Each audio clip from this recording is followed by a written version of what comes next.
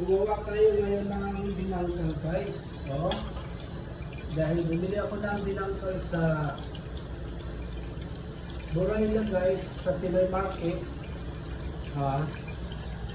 Hindi ako nasarapan, parang hindi ko success yung binangkal nila. Kaya ginawa ko guys, gumawa ako ng binangkal na yan. Ito guys naman guys, yung ginawa ko binangkal, walang linga kasi gusto ko walang linga. Ito may sesame. Ito yung perfect na binangkal guys. So, homemade ako ng binangkal guys.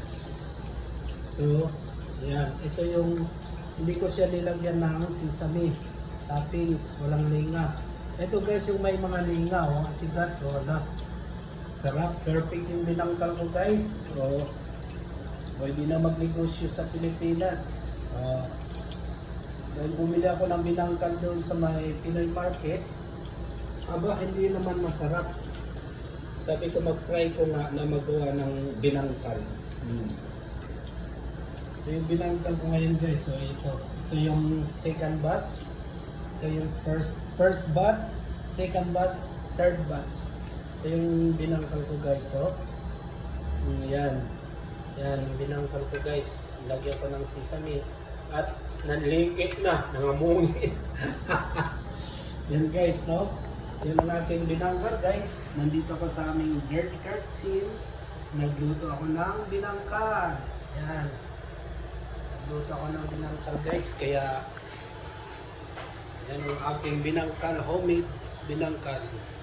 Dahil nagbili ako ng binangkal sa Pinoy Market. Oo. 5 piraso, 6 real. Ang liliit. Ito, malalaki yung gawa ko guys. So, ayan ang binangkal ko guys. So, yan. Second batch. First batch, walang linga. Second batch may linga. Ito yung third batch guys. So, yung binangkal, nalikin na, nangabuak.